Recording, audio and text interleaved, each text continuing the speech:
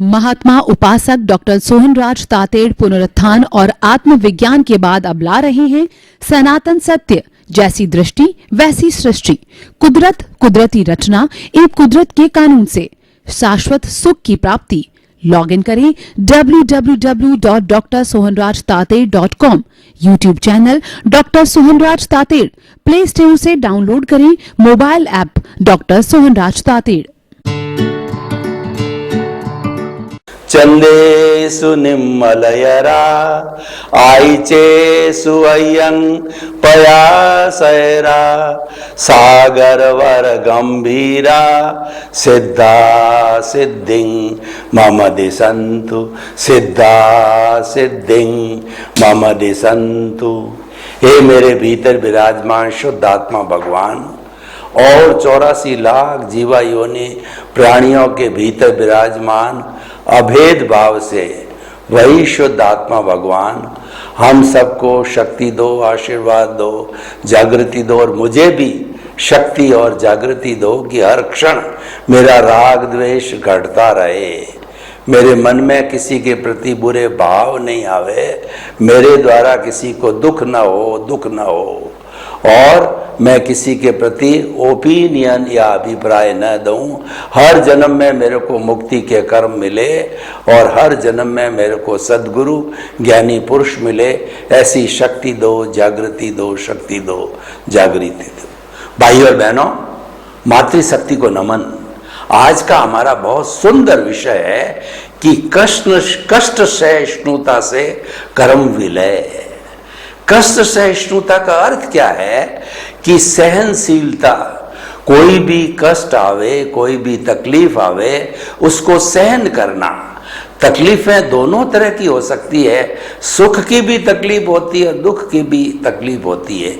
आपने कभी देखा होगा कि जब ज्यादा सुख आता है तो आंखों में से आंसू छलकते हैं और दुख में से भी आंखों में से आंसू छलकते हैं।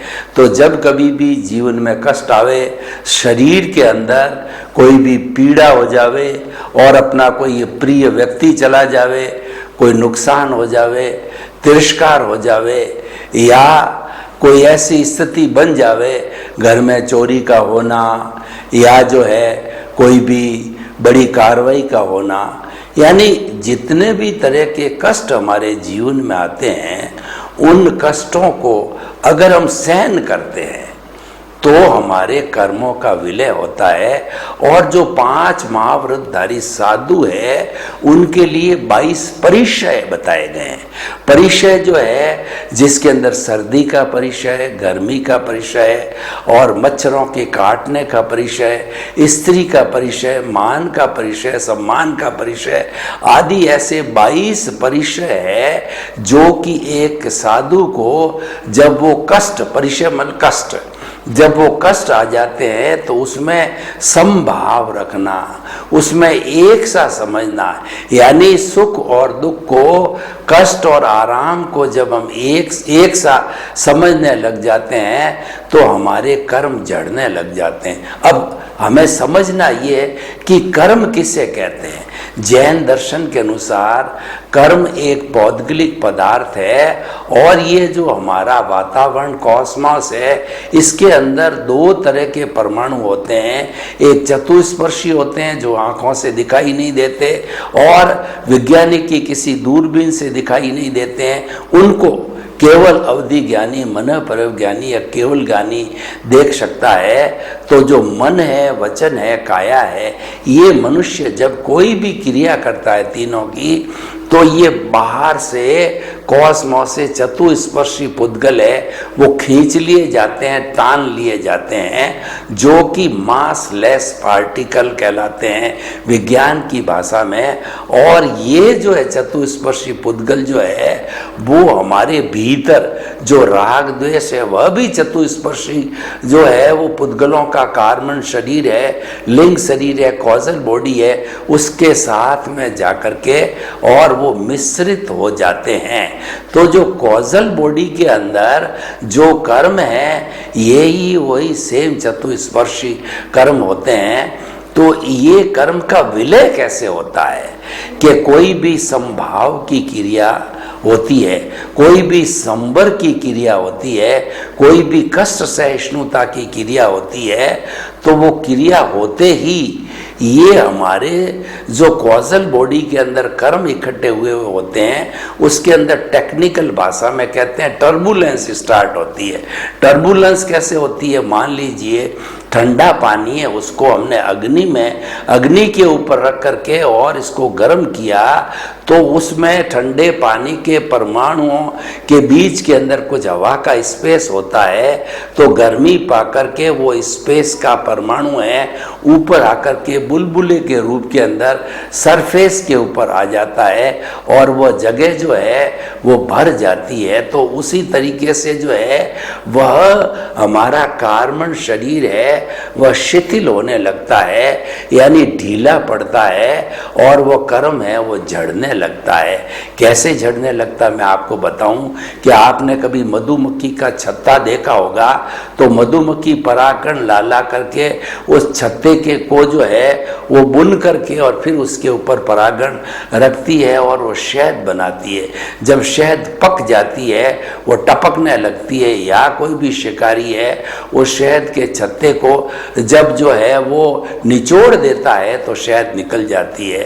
तो अब शहद सारी झड़ने के बाद में उसने जो स्केलेटन बनाया था, उसने जो छत्ता बनाया था, उस पर परागण नहीं रखे गए थे, शहद नहीं रखी गई, तो ठीक इसी तरह से क्योंकि शहद के पार्टिकल सब निकल गए और पीछे जो ओरिजिनल छत्ता बनाया था वैसा जो है हमारी आत्मा का शुद्ध जो है असंख्य चेतनामय परमाणुओं का जो पिंड है वो रह जाता है और ये कर्म झड़ते रहते हैं।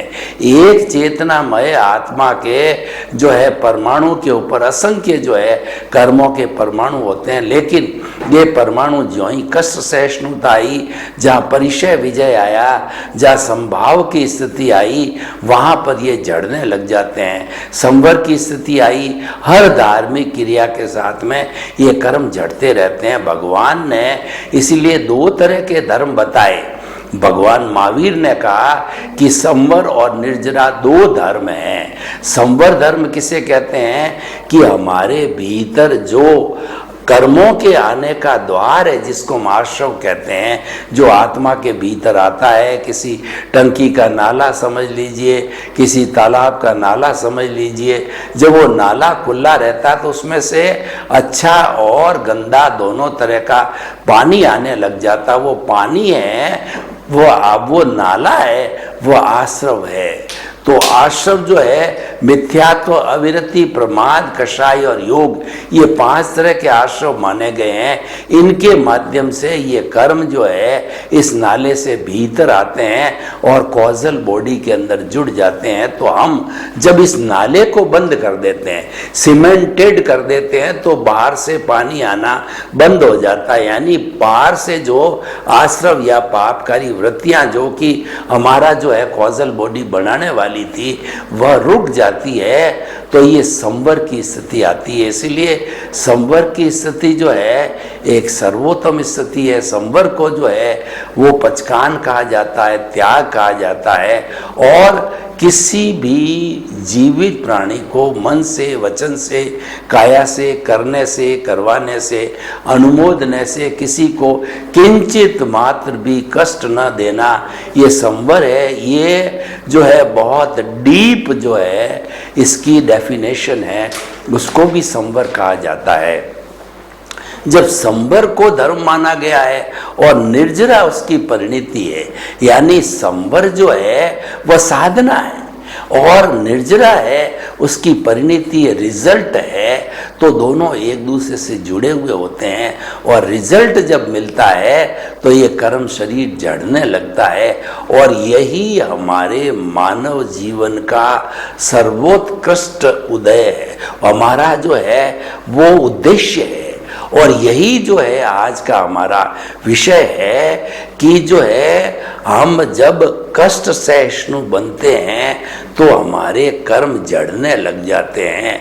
हर सूरत के अंदर भगवान महावीर ने जो है तप के 12 भेद किए गए और इनका वर्गीकरण कर तो सैकड़ों हजारों भेद हो सकते हैं। जब छोटे छोटे नाले जाकर के नदियों में गिरते हो, नदियां जाके समुद्र में गिरती है तो सबका लक्ष्य है समुद्र होता है। तो ये हर धार्मिक क्रिया छोटे छोटे व्रत किए जाते हैं, फिर वो बड़ा रूप लेते हैं। बड़ा रूप लेकर के वो कौन से समुद्र में गिरते हैं? वो हमारा जो कार्मण शरीर है उसको शिथिल करके उसको कर्मों को आत्मा से या कार्मण शरीर से अलग करना लक्ष्य। आप कहीं से चलें, कैसे ही चलें, पर मुख्य उद्देश्य है कार्मण शरीर को हल्का करना, शिथिल करना। और हमारे राजस्थानी भाषा में इसको कहते हैं पतली पाड़, पतली पाड़, पतली पाड़। पतली पाड़ने का अर्थ है कि आपका कषाय है उसको डाउन करो, उसके घनत्व और वॉल्यूम को घटाओ, निर्मल करो। आत्मा की उज्ज्वलता क्या है? आत्मा तो अपने आप में मूल स्वरूप में द्रव्य आत्मा एकदम उज्ज्वल है। वो तो मोक्षगामी है, मोक्ष का स्वरूप ही है। वो अनंत ज्ञान वाला है, अनंत दर्शन वाला है, अनंत शक्ति वाला, अनंत सुख का धाम है। वो ज्ञाता दृष्टा है, उसको कुछ नहीं करना है। लेकिन उसको इस अज्ञान रूपी कार्मण शरीर ने जो है बांधे रखा है। तो कार्मण शरीर को दो तो आत्मा तो ऑटोमेटिकली मुक्ति में जाएगी। आत्मा के साथ कार्मण शरीर है, जब वो बद्ध आत्मा के रूप में इस हमारे जड़ शरीर में रहती है और वो कारण हटा दीजिए तो जब कॉज हट गया इफेक्ट भी हट जाएगा और आत्मा सिद्ध बुद्ध और मुक्त बन जाती है। तो बहुत हमारा सरल विषय है और बहुत महत्वपूर्ण विषय है कि कष्ट सहिष्णुता से कर्मों का विलय होता है। देखिए, कष्ट सहिष्णुता 2 तरह की होती है। एक को हम कहते हैं सकाम निर्जरा, दूसरे को हम कहते हैं अकाम निर्जरा। हमारे पेड़ पौधे पशु पक्षी है, ये खुले जो है आकाश के अंदर घूमते करते हैं। इनको कोई भी रैन बसेरा या सर्दी के दिनों में, गर्मी के दिनों के अंदर कोई भी इनकी सुरक्षा करने वाला नहीं होता है। ये सर्दी को सहन करते हैं, गर्मी को सहन करते हैं, लू के थपेड़े सहन करते हैं, ये वर्षा को सहन करते हैं और ये सभी तरह की कैलेमिटीज को सहन करते हैं। ये जो सहनशीलता है ये कष्ट सहिष्णुता है और इस कष्ट सहिष्णुता से को हम अकाम निर्जरा कहते हैं और उससे जो है कर्म जड़ते हैं। सबका जो मूल इफेक्ट होता है, जितनी जितनी सहनशीलता करोगे उसकी गर्मी का कर्म शरीर को लगेगी। वास्तव के अंदर तो सीधी गर्मी तो हमारे जो ही कोई भी कष्ट आपने सहन किया, सीधी गर्मी तो हमारे इस स्थूल शरीर के पास आती है। लेकिन इस स्थूल शरीर को तपाना हमारा उद्देश्य नहीं है। हमारा उद्देश्य कर्म शरीर को तपाना है, कर्म शरीर को समाप्त करना है। क्योंकि स्थूल शरीर है, कर्म शरीर नहीं दिया। जब तक कर्म शरीर है तब तक ऐसे स्थूल शरीर मिलते रहेंगे। मैं आपको एक उदाहरण देना चाहता हूं कि मेरे हाथ के अंदर 1 किलो दूध की थैली है। तो अब मैं इसको गर्म करना चाहता हूं। डायरेक्ट थैली को अगर हमें अग्नि के ऊपर स्टोव पे रख दूं, अग्नि भी बुझ जाएगी और वह दूध भी वेस्ट हो जाएगा। मेरा उद्देश्य है उस दूध को गर्म करना या उसके भीतर पानी है, उस पानी को हटाना है। मान लीजिए तो उस पानी को, दूध के साथ पानी को हटाने के लिए मैंने भगोले में दूध डाला, अग्नि लगाई। तो अग्नि लगाने पर धीरे धीरे उस दूध में, दूध मिश्रित पानी के अंदर या पानी मिश्रित दूध के अंदर जो खाली जगह थी वहाँ से वो बुलबुले उठे, टर्बुलेंस पैदा हुआ, सरफेस के ऊपर आ गए और धीरे धीरे वो गर्मी पा करके सारे बुलबुले सरफेस पे आकर के और पूरा जो है हमारा जो पानी है वो जल जाता है और फिर पीछे प्योर दूध रहता है। तो ये जो पानी को जलाया गया है ये मेरा उद्देश्य था। तो मेरा उद्देश्य भगोले को गर्म करने का नहीं है, तपाने का नहीं है। मेरा उद्देश्य है कि इस पानी को खत्म करना, इस पानी को तपाना। ये जो पानी है वह कर्म शरीर है और जो दूध है वो हमारी प्योर आत्मा है। तो इसीलिए कार्मण शरीर को तपाना जो है हमारा उद्देश्य है, वो सीधा नहीं तपता है, वह स्थूल शरीर के माध्यम से तपता है। जैसे कि दूध है वो भगोले के माध्यम से तपता है, तो इसीलिए उसको इस माध्यम से तपाना पड़ता है। इसीलिए हमारे शरीर के लिए कहा गया है कि शरीर माध्यम खलु धर्म साधनम। शरीर है धर्म की साधना करने का माध्यम है। और शरीर के लिए यह भी कहा गया है कि शरीर व्याधि मंदिरम। ये शरीर है बीमारियों का घर है, बीमारियों का मंदिर है। तो भाई और बहनों, ये जो शरीर है हमारा, ये एक मंदिर का रूप है और इसके भीतर जो विराजमान प्रभु है वह जो है हमारा जो है वंदनीय स्तुत्य है। लेकिन बिना जो है वह मंदिर के भगवान की मूर्ति कहाँ स्थापित करोगे? भगवान की मूर्ति सड़क पे स्थापित नहीं करनी पड़ती है, पहले मंदिर बनाना पड़ता है और फिर वह मूर्ति की प्राण प्रतिष्ठा होकर के और मूर्ति स्थापित की जाती है। तो उसी तरह से हमारे शरीर के अंदर प्रभु आता है और वो निवास करता है। लेकिन वो निवास क्यों करता है? उसके साथ में अज्ञान है। जब तक अज्ञान नहीं होगा तब तक वह जो है आत्मा इस शरीर में निवास नहीं करता है। तो हमारा कुल मिलाकर के आप जीवन भर एक ही सिद्धांत मान के चलो, एक साधे सब सदे और सब साधे सब साध सब जात। आप एक को साध लो, सब सद जाएगा। यानी आप जीवन भर एक ही लक्ष्य रखोगे, मुझे तो कार्मण शरीर को भस्मीभूत करना है, कार्मण शरीर को जलाना है और कार्मण शरीर पे लगे हुए सब कर्मों की निर्जरा करनी है। तो इसके अंदर सारी बातें आ जाती है। और ये जब निर्जरा आंशिक रूप से कर्म जड़ करके और पुनः चतुस्पर्शी हमारे वातावरण में चले जाते हैं, उसको आंशिक निर्जरा कहते हैं। और हम रेगुलर प्रैक्टिस धार्मिक क्रिया करके ज्ञाता दृष्टा की जो है करके अपने कहना चाहिए कि हम स्वरूप के अंदर जब रहने लग जाते हैं और हम प्रीति जागृति और अनुभव करने लग जाते हैं, हम दृष्टि विज्ञान करते हैं, हम शुद्ध भाव पाते हैं, तो बड़ी फास्ट स्पीड से ये कर्म कटते हैं। और कर्म कटते कटते जो है वो एक समय आता है कि कुछ जन्मों के अंदर नए कॉजेज पड़े नहीं, क्योंकि हमारे शुद्ध भाव है। शुद्ध भावों में कॉजेज नहीं पड़ते हैं। हमारे जो भाव है शुभ या अशुभ होते हैं तभी कॉजेज पड़ते हैं, क्योंकि शुभ भावों के साथ के अंदर पुण्य की प्राप्ति होती है। शुभ भाव करना अच्छी बात है, हर धार्मिक क्रिया शुभ भाव है। मन वचन काया से जुड़ी हुई कोई भी धार्मिक प्रवृत्ति है वो शुभ भाव है, वो करनी चाहिए, वो अच्छी है। लेकिन इसके साथ में बोनस रूप से खाकले के रूप में हमको पुण्य अवश्य मिलेगा। वो पुण्य कौन सा है? वो गति में घुमाने वाला पुण्य है। और हम जो मन वचन काया तथा उससे जुड़ी हुई हर अवस्था मात्र कुदरती रचना है और वो व्यवस्थित है, उसके साथ तन्मयाकार नहीं होते हैं और हमके भाग्योदय से हमको ज्ञान मिल जाता है। वो ज्ञान अपना काम करता है। वो ज्ञान मिलने का अर्थ क्या कि हमारा जो कॉज था वो समाप्त हो गया कर्म बनने का। वो कॉज था कर्ता भाव। तो हमको जो है पुण्योदय के कारण और हमारे सदगुरु की कृपा के कारण, ज्ञानी पुरुष की कृपा के कारण में हमारी सीट चेंज हो जाती है। दो चीजें याद रखो, एक तो कार्मण शरीर को भस्मीभूत करना है और एक जीवन में कभी भी कर्ता नहीं बनना है। कर्ता व्यक्ति हो ही नहीं सकता है और कर्ता मानता है, यही सबसे बड़ा अज्ञान है। और इसी अज्ञान के कारण ही सारे कर्मों का बंधन कॉजल बॉडी बढ़ती है। जन्म जन्मांतर से हम अपने आप को कर्ता मानते आए हैं और ये कॉजल बॉडी प्लस होती गई और हम जो है निर्जरा को प्राप्त नहीं हुए, मुक्ति को प्राप्त नहीं हुए।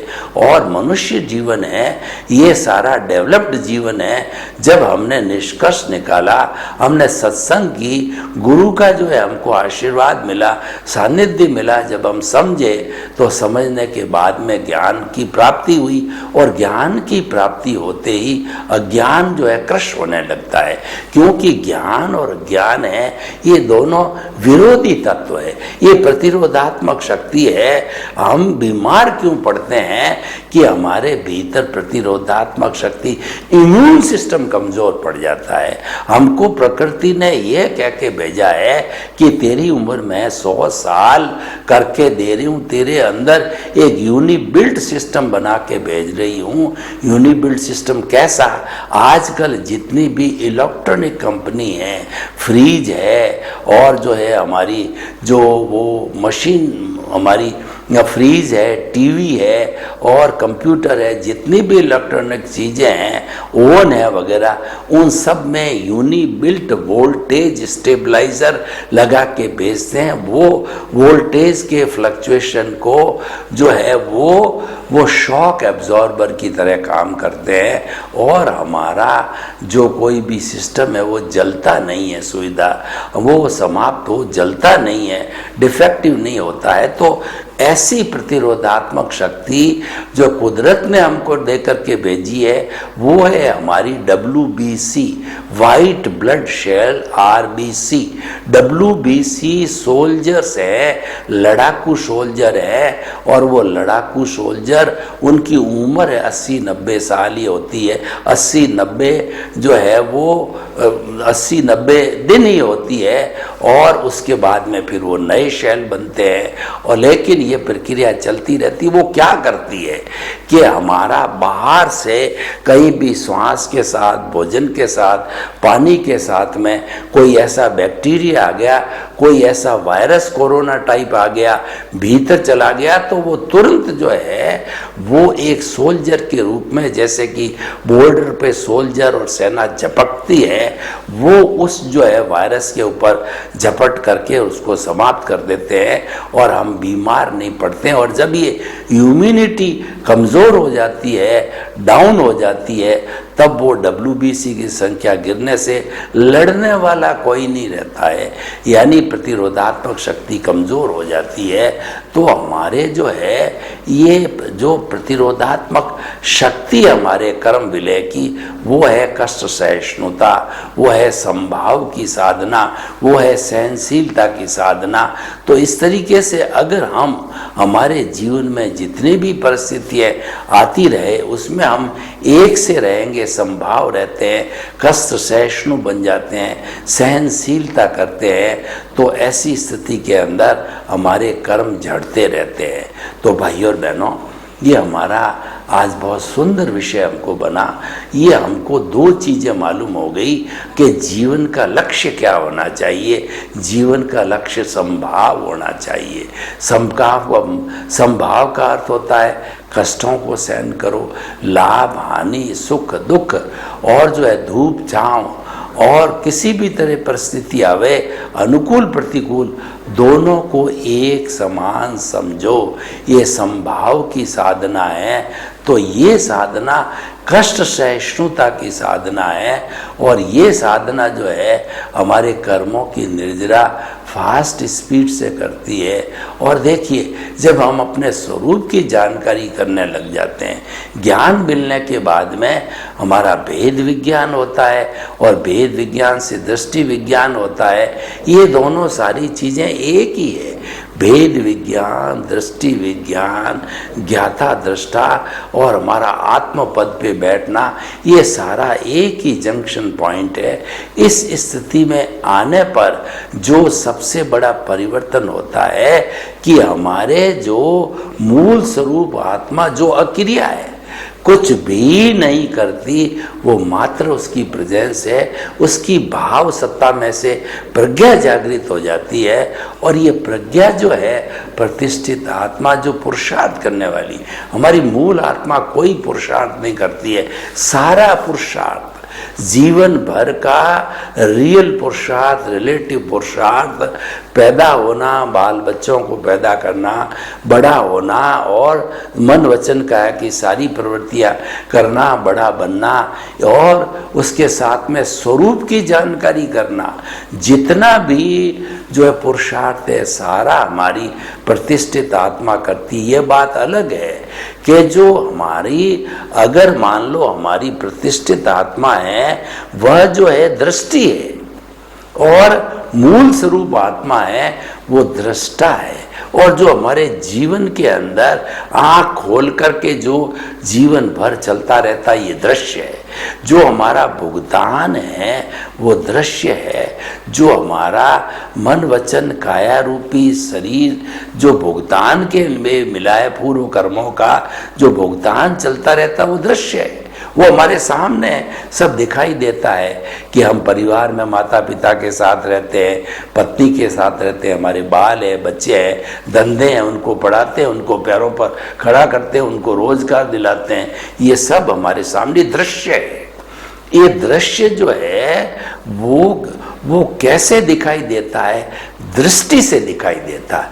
तो दृष्टि हमारी मूल चीज है कि दृष्टि अगर हमारे दृश्य की तरफ है, यानी हमारा जो भुगतान चल रहा है उसके साथ हम जुड़ गए, तन्मयाकार हो गए, तो फिर क्या होगा? वो मल्टीप्लाई होता रहेगा, मल्टीप्लाई होता रहेगा। तो मल्टीप्लाई होने से हमारा कर्म शरीर और भारी पड़ेगा और हम इस संसार के अंदर भटकते रहेंगे। लेकिन अगर वो दृष्टि हमने मोड़ दी, अगर हमने कुंडलिनी जागरण कर दिया और अगर हम जो है अधोमुखी से ऊर्ध्वमुखी बन गए, हमने अपनी दिशा जो नीचे चल रही थी उस दिशा को ऊपर की ओर कर दिया, यानी दृष्टि विज्ञान कर दिया। तो ये दृष्टि विज्ञान होते ही जो है क्या है कि हमारी जो सत्ता है, भाव सत्ता, प्रज्ञा है, वो प्रज्ञा जागृत हो जाएगी। और जब प्रज्ञा जागृत होती है तो वह व्यक्ति को जीवन भर कभी भी इधर उधर भटकने नहीं देती है। वह एक कंट्रोल है। अगर अज्ञा और जितना ये संसार दुनिया का जो हम भोग रहे हैं, आंखों से हमारा व्यवहार जगत है, वो अज्ञा है। इसका फोर्स बहुत बड़ा होता है क्योंकि सारा भुगतान है वो पूर्वकृत कर्मों के कारण होता है और वो जबरदस्त फोर्स लेकर के आता है। तो कभी भी फोर्स ज्यादा हो जावे और हम उस तरफ मुख कर लें, उस तरफ मोड़ जुड़ जाएं, उसके साथ जो है हम तन्मयाकार हो जावे। तन्मयाकार शब्द बहुत सुंदर शब्द है। अगर हम जो है अज्ञा के साथ तन्मयाकार हो जाते हैं तो संसार में भ्रमण करते हैं और जब प्रज्ञा जागृत होती है और वो हमको ऊपर ले जाती है तो हम स्वरूप, मूल स्वरूप, हमारे भीतर विराजमान शुद्ध आत्मा भगवान के चरणों में चले जाते हैं, उनकी भजना करने लग जाते हैं, उनके गुणों को याद करने लग जाते हैं, उनमें खो जाते हैं। हम जो है कहना चाहिए कि हमारा अनुभव जो है वो बढ़ता जाता है और हमारे 24 आवर्स जो है एक ही जागृति चलती है कि मन वचन काया से मुक्त, ऐसा मैं शुद्ध आत्मा हूं। इससे ये चल रहा है, चलने दो, ये चलेगा। ये आपके हाथ में नहीं है, ये तो कुदरत के हाथ में है। ये आपकी लायबिलिटी है, ये आपके एक्शन टू द रिएक्शन है। तो इसको तो चलना ही है, तो चलने दो। जब ये चलता रहे तो आपको क्या तकलीफ है? आप उसको केवल जानो और देखो, इसके अंदर जुड़ो मत। और नहीं जुड़ने से वो ये रिलेटिव पुरुषार्थ चलता रहेगा।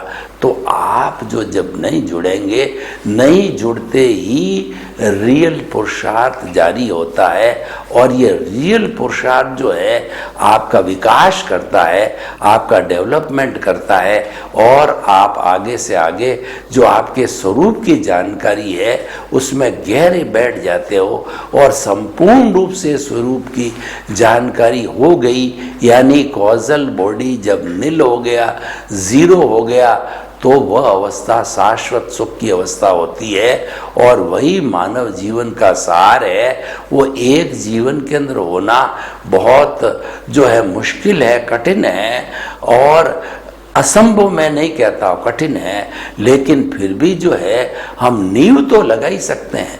जब हमारी नींव लग जाती है तो हमको ये संतुष्टि होती है कि मकान अवश्य बनेगा। सर्वे भवन्तु सुखिनः, सर्वे सन्तु निरामया। लोक के सब जीवों को सुख मिले, शांति मिले, आनंद मिले, प्रेम मिले, सौहार्द मिले, सभी भाई भाई के रूप में हम जो है जीवन यापन करके और अपने जो है मूल स्वरूप को प्राप्त करके सिद्ध बुद्ध मुक्त बने। आपके प्रति मंगल भावना।